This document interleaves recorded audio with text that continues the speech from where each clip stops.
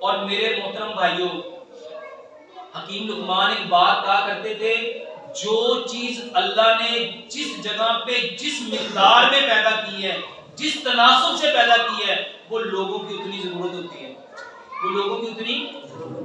میرے محترم بھائیوں، سلاد کھاؤ، سلاد کھاؤ، کم از کم 10 قسم کا سلاد، گاجر، مولی، شلجم، کھیرا، پیاز، ٹماٹر، بند گوبھی، لال مولی، چکندر، سلاد کے پتے، بند گوبھی کے پتے، سبز دھنیا، پودینہ، کتنی چیزیں ہیں میرے محترم بھائیوں۔ اس کو چھوٹا چھوٹا کاٹ لو، ہر بندہ 1.5 پاؤ سلاد، جس کو خاص طور پہ ایزوسپرمیا ہے میرے محترم بھائیوں، جب وہ 10 قسم کی سلاد کھائے گا، بتاؤ دنیا میں نا، دنیا میں سب سے طاقتور جو جانور ہے وہ ہاتھی ہے۔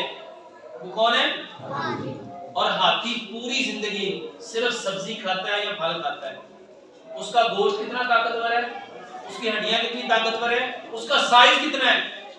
میرے محترم بھائیوں، سلاد کی عادت بناؤ اور اس کے ساتھ مغز کھاؤ، بیج کھاؤ، بادام، کاجو، پستہ، اخروٹ، سفید تل، چاروں مغز 100 گرام لے لو۔ ہمارے معدے نا اس قابل نہیں ہے کہ ان چیزوں کو ہضم کر سکے۔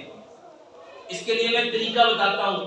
دودھ لو، دودھ، اس کو پہلے کوٹ لو سارا، 100 گرام کوٹ لیا، 5 بڑے چمچ آدھا کلو دودھ میں ڈال دو اور اس کو چولہے پہ رکھ دو۔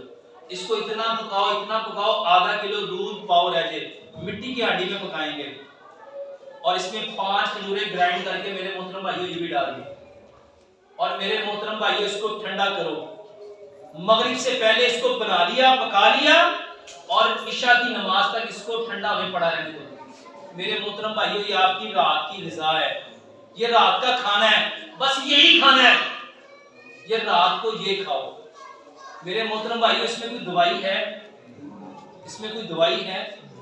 یہ واللہ اتنا زبردست علاج ہے، آپ سوچ نہیں سکتے۔